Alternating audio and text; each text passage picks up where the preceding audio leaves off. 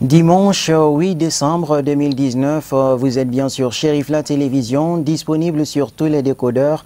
Merci de nous choisir pour vous informer et bienvenue dans cette édition d'information.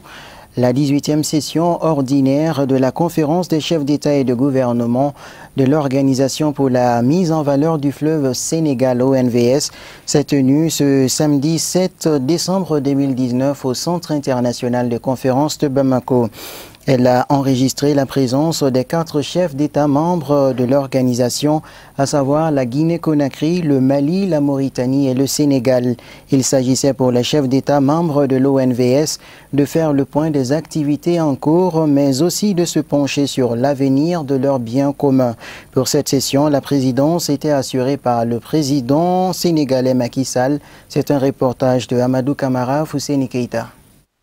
Pour cette 18e session ordinaire des chefs d'État et de gouvernement de l'OMVS, le président de la République Ibrahim Boubacar Keïta, dans son discours, a souhaité la bienvenue en terre OMVS du Mali. Selon lui, il s'agit de convenir sur ce qui doit être fait pour l'avenir de l'organisation. Rarement, pays se seront aussi harmonieusement et merveilleusement entendus pour le partage du bénéfice de l'exploitation en commun d'un bassin fluvial. Et c'est là que, par le choix d'hommes de qualité, nous avons aujourd'hui atteint un niveau de compétences et de qualification rarement égalé. Notre équipe, sous la direction du haut-commissaire Ahmed Diané Séméga, fait du très bon travail. Et mes frères, je ne doute pas que, sous l'impulsion du président Macky Sall, homme de l'art, ingénieur, avant d'être chef d'État, il ne l'oublie jamais. Nous en avons profité et l'on sent sa touche dans l'impulsion brillante qu'ont connu les différents projets sous son leadership, piloté par Ahmed Diané Séméga.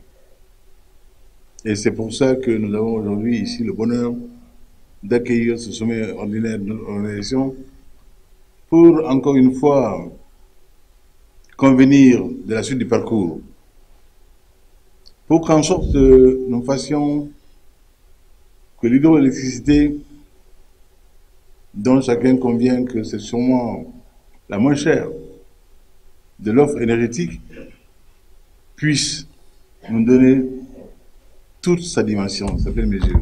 Pour sa première participation, le président de la République islamique de Mauritanie a rappelé toute l'importance du fleuve Sénégal dans le développement socio-économique des pays membres de l'OMVS. Commune en vue d'assurer notre sécurité alimentaire, de réduire notre dépendance énergétique et de lutter contre la pauvreté, l'OMVS possède déjà en son actif de grandes réalisations et met aujourd'hui en œuvre un ensemble de programmes et de projets à la fois structurants et valeureux et vecteur de développement et d'intégration solidaire. Cependant, il est nécessaire aujourd'hui, comme l'expriment clairement les orientations ici de la 17e session de conférence des chefs d'État qui s'est tenue le 17 mai 2017 à Conakry, de lui donner une impulsion nouvelle et surtout de travailler afin de concevoir et de mettre en place des mécanismes efficaces pour son autofinancement en vue d'alléger le soutien financier apporté par les États. Excellences, Mesdames et Messieurs, l'une des forces principales de l'OMVS réside dans le fait que ses objectifs sont en parfaite cohérence avec les politiques générales de nos différents États en matière d'environnement, de lutte contre la pauvreté et de développement durable. Pour sa part, le président en exercice de la conférence des chefs d'État et de gouvernement, le Sénégalais Macky Sall, a saisi cette occasion pour faire le point de la mise en œuvre des activités inscrites dans sa feuille de route avant d'exhorter ses pairs à relever les défis auxquels leur organisation est confrontée. De le remercier, nous avons travaillé dans une ambiance plus que cordiale, une ambiance fraternelle, mais une ambiance de travail qui a permis de valider le rapport du Conseil des ministres sur la période 2017-2019. Aujourd'hui, l'OMVS est dans sa vitesse de croisière. Nous allons, sous sa présidence, certainement vivre pour la première fois l'histoire de la navigation dans le fleuve Sénégal, puisque c'est un projet important et je suis convaincu que le président Keïta va faire un suivi particulier pour que les équipes de l'OMVS, dans les 36 mois au maximum, puissent nous mettre dans une perspective de pouvoir naviguer de Saint-Louis à Ambedidi ici au Mali. Inch'Allah. Nous avons aussi beaucoup de projets énergie, beaucoup de projets d'irrigation, mais aussi et surtout la réflexion prospective sur la gestion de la ressource qu'est l'eau. Parce qu'avec les changements climatiques, le stress hydrique, nous devons réfléchir sur les alternatives. Ce que l'OMVS a commencé avec l'énergie solaire, avec l'éolienne éventuellement, et surtout la gestion intégrée des ressources. A signalé qu'en s'installant à la présidence de la conférence des chefs d'État et du gouvernement, le président sénégalais s'était fixé comme priorité la modernisation de l'OMVS, l'amélioration de l'offre d'énergie hydroélectrique, la solidarité entre les pays membres de l'OMVS et le parachèvement du projet de navigation. L'actualité nationale sur un autre plan, fin de la première édition de l'atelier de formation des entreprises Ansardine, placé sous le thème renforcement de capacité sur la gestion comptable et financière. La clôture a eu lieu ce samedi 7 décembre 2019 à Bangoni, Djanguinebougou, en présence des responsables de la Fédération Ansardine internationale. Suivons ce reportage. 6 jours durant, les participants à cet atelier ont été édifiés sur des modules ayant trait à la gestion comptable et financière des entreprises. Pour clôturer en apothéose les travaux, des attestations ont été décernées à chacun des 18 participants, parmi lesquels des chefs d'entreprise, des gestionnaires et comptables. On a beaucoup appris parce que vu la situation d'aujourd'hui, le monde est à tendance de la nouvelle technologie maintenant. L'importance de cette formation, on veut formaliser, c'est-à-dire de quitter dans l'informel pour être dans le formel. Pour ça, il faut un logiciel de gestion qui comptabilise les entrées et les sorties, qui fait tout pour qu'il n'y a pas assez d'anomalies dans la gestion des choses. Et ça permet aussi la sincérité et la clarité de toutes les activités dans l'entreprise aussi. Cet atelier de renforcement des capacités est l'initiative d'un membre Ansar en guise de reconnaissance pour les bienfaits du guide spirituel à Seyed Chérif Ousmane Madani Haïdara et un élan de solidarité vis-à-vis de ses co-religionnaires. Il y avait 3 modules. Le module de comptabilité, uniquement initiation en comptabilité sur Susquada révisé. Et le deuxième module était sur 16 compta ligne 100. Le troisième module était sur 16 commercial ligne 100, qui permet aussi, ces modules-là permettent de mieux gérer la situation financière d'une entreprise. Remerciant le formateur, non moins initiateur de ce projet, les responsables de l'ADN Mali et de la FADI ont surtout exhorté les récipiendaires à faire un usage judicieux de ces acquis en vue de garantir le plein essor des entreprises de la Fédération Ansardine internationale. La formation a regroupé toutes nos entreprises, 9 au total, plus l'ADN, l'Ansardine nationale du Mali, et puis la Fédération Ansardine internationale elle-même. Donc l'appel que j'ai à l'endroit des bénéficiaires, c'est vraiment de mettre en application ce qu'ils ont eu à apprendre durant les 6 jours. C'est vraiment d'essayer de se familiariser avec tout ce qu'ils ont eu à apprendre de notre cher collègue Karambé. Vous savez, c'est en forgeant qu'on devient forgeron. La formation est une chose, mais la maîtrise des modules dispensée en est une autre également. Nous les exhortons vraiment à redoubler d'efforts afin que ce qui leur a été appris durant les 6 jours puisse vraiment les servir pour l'éternité et puisse être l'occasion également pour nos entreprises vraiment de sortir de l'ornière. Outre l'ADN Mali et la FADI, plusieurs entreprises de l'association Ansardine étaient représentées à cet atelier de renforcement des capacités. Il s'agit entre autres de l'AFIM, de l'agence Sherifla Voyage, de la compagnie Sherifla, de la boulangerie Sherifla, de Sherifla G, du centre de santé Sherifla, de l'imprimerie Sherifla, du Médersa Saadezi Waza, de la radio La Voix du Citoyen et de Sherifla Télévision. Parlons à présent éducation dans ce journal. L'association Empire Siège de Raïso a organisé ce samedi 7 décembre 2019 une conférence débat sur la situation de l'éducation au Mali autour du thème Enjeux, défis et perspectives pour un enseignement de masse et de qualité. La conférence était animée par l'ancien ministre de l'Éducation, le professeur El Hadj Youssouf Ameidiko, avec à ses côtés d'autres participants du domaine de l'enseignement. La rencontre s'est déroulée dans l'enceinte de la mairie de Kalabankoro. C'est un reportage de Abdul Karim Sako Draman Malé.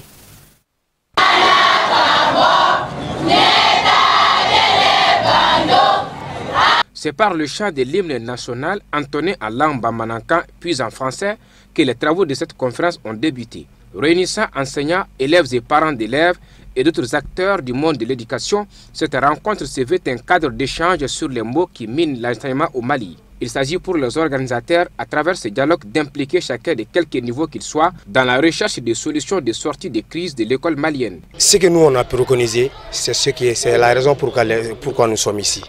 C'est pourquoi nous sommes, parce que nous savons que nous ne sommes pas la solution.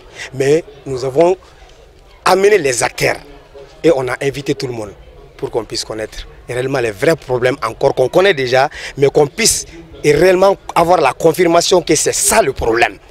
Parce qu'on en parle. Donc nous, on a jugé que tout le monde soit là. C'est ce que l'AESO a décidé et c'est ce que l'AESO a fait. C'est pourquoi on est là.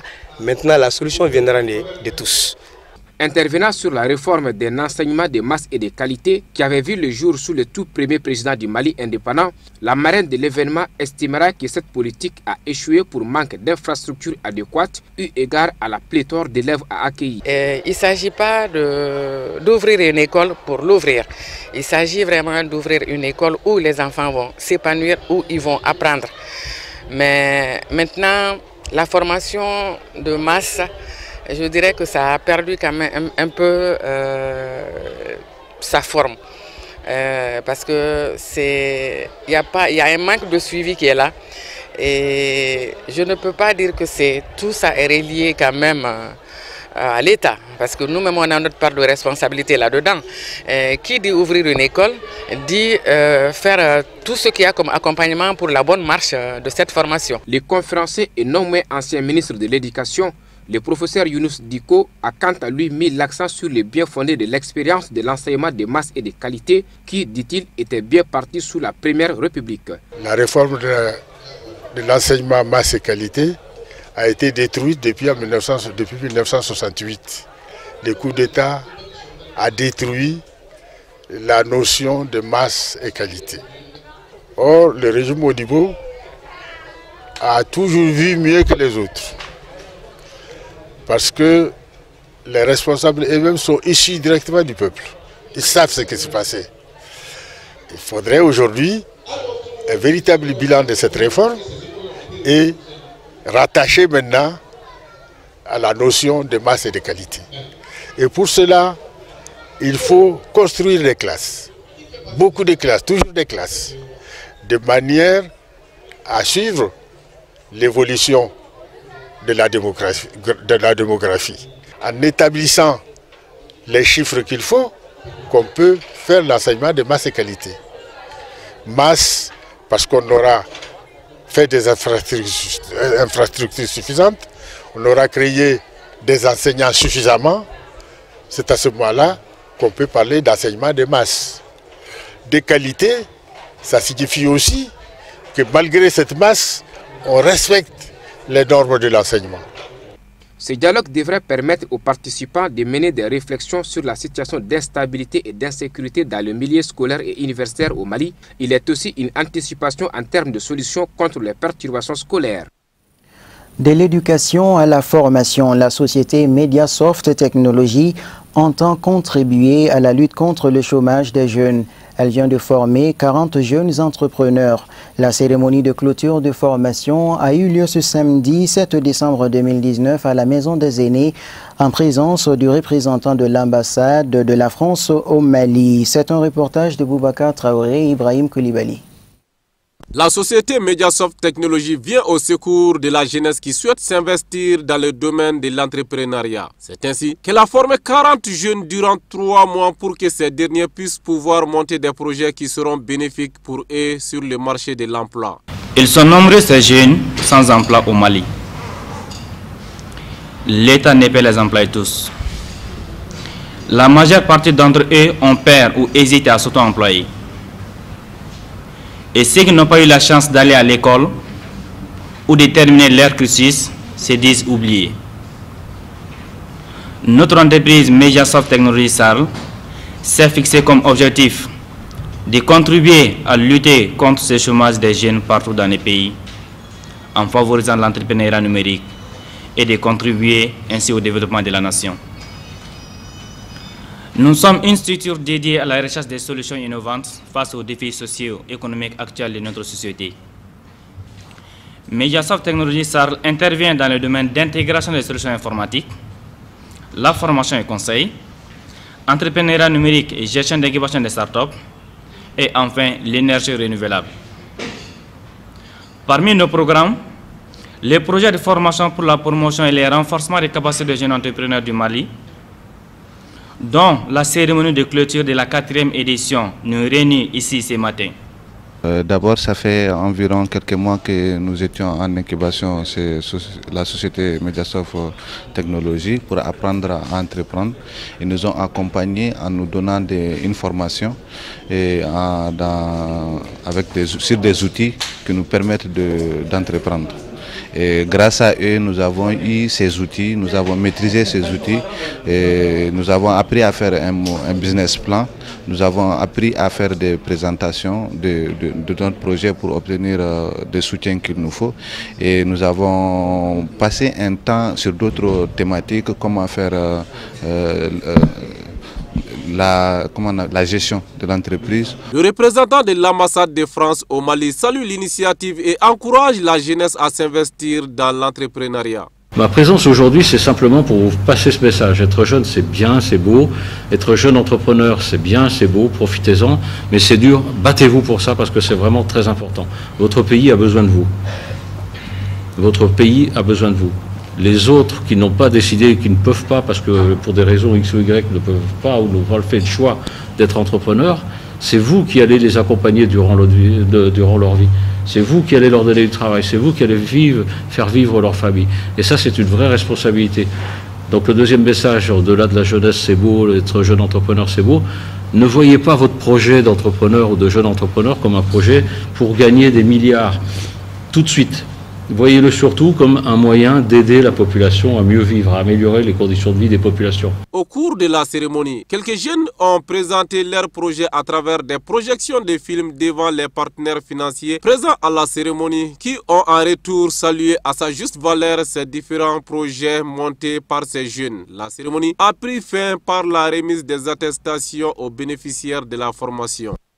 L'actualité économique de ce 19h, signature de contrat commercial de fourniture d'emballage de ciment entre Diamond Cement et SCS Malienne de cartonnerie. Ce partenariat permet ainsi de booster le secteur immobilier dans notre pays tout en facilitant l'accès à l'emballage au niveau industriel. Plus de détails avec le représentant de SCS Malienne de cartonnerie. C'est une rencontre, un contrat commercial entre deux sociétés maliennes. Je pense que Diamond Cement a montré leur citoyenneté, leur participation au développement économique de notre pays. Et nous aussi, en tant que SCS Malienne de cartonnerie, et c'est ce que nous faisons tous les jours. Nous nous battons pour le développement économique du Mali, afin que on veut montrer l'autre face du Mali. Au Mali, il n'y a pas que la guerre, il n'y a pas que le désordre. Il y a des gens qui sont là, qui se battent tous les jours pour le développement économique du Mali, qui ont besoin de soutien, qui ont besoin d'être accompagnés. Le ciment est fabriqué au Mali et l'emballage vient à partir de maintenant du Mali. Et c'est une bonne chose et je pense que ça va donner l'indépendance du Mali en termes de manufacture. Oui, notre usine, c'est une nouvelle usine. Nous venons juste de nous installer et nous avons fini pour tout ce qui est sac à emballage. Maintenant, pour les cartons, ça va commencer à partir de fin janvier. Tout est fin prêt. Nous sommes sur les derniers réglages. Donc ça, c'est notre premier contrat avec une usine malienne. Mais il va y avoir d'autres, parce que nous sommes sur les tests. Vous savez, le contrat est signé après plusieurs négociations, après plusieurs tests. Ce n'est pas comme ça qu'on se lève un beau matin qu'on va aller signer un contrat. Donc, je suis sûr que les autres pourront le suivre. Il y a un exemple qui vient d'être donné. Voyons à présent le tour d'horizon de l'actualité internationale en bref et en images, une compilation de Moussa Fomba.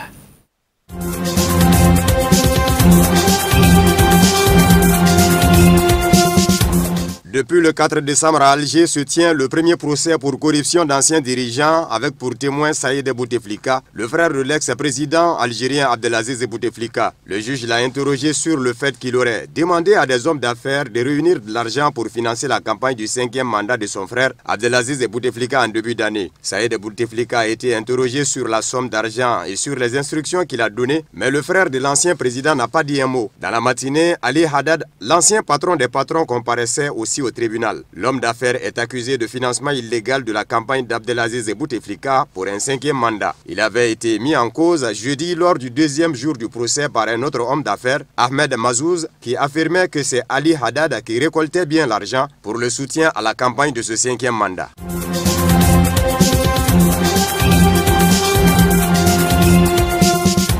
Plusieurs dizaines de milliers de personnes ont assisté ce samedi à un grand meeting du parti au pouvoir où le président ivoirien Alassane Dramane Ouattara a une nouvelle fois entretenu le doute sur sa candidature pour la présidentielle de 2020. Il n'y aura aucune exclusion de candidats lors de la présidentielle. Ado n'est pas exclu, a déclaré le président ivoirien ce samedi 7 décembre à Yamoussoukro. Officiellement, le rassemblement était une cérémonie d'hommage au président défunt Houphouët-Boigny le jour de l'anniversaire de sa mort. Mais pour le parti de Ouattara, le rassemblement des Oufouettistes pour la démocratie et la paix RHDP, il a également été l'occasion de montrer qu'il pouvait lui aussi mobiliser de nombreux militants un peu plus d'un mois après le giga meeting organisé et baptisé ainsi en octobre par le Parti démocratique de Côte d'Ivoire PDCI, dirigé par l'ex-président Henri Konan Bédié.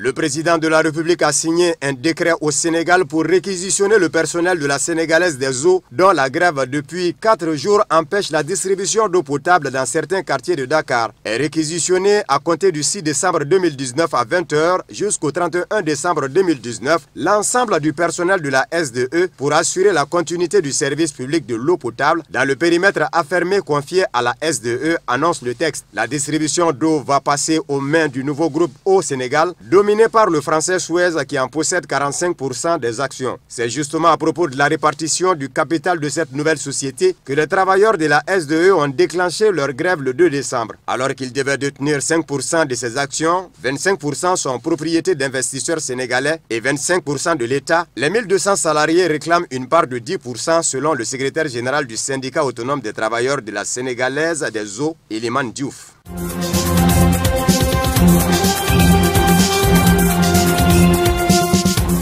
Deux mouvements ont annoncé en Tunisie ce vendredi 6 décembre leur retrait des consultations pour la formation du gouvernement. Ces retraits compliquent considérablement la charge du Premier ministre qui n'a, selon la Constitution, que 60 jours pour former son gouvernement. Et c'est Mohamed Abdou, le secrétaire général d'un parti au courant démocratique, qui l'annonce. J'en attribue la raison, a-t-il déclaré, à une vision différente de l'avenir du pays. Il a évoqué une crise de confiance. Son parti s'est en vue notamment refuser 2 ministères, celui de la justice et celui de l'intérieur. Plus tôt dans la journée, c'est le mouvement du peuple qui a également abandonné toute discussion. Pour son secrétaire général Zohair Al-Maghzaoui, pas question d'intégrer un gouvernement qui présente un programme économique ambigu et qui ne condamne pas les discours extrémistes en Tunisie.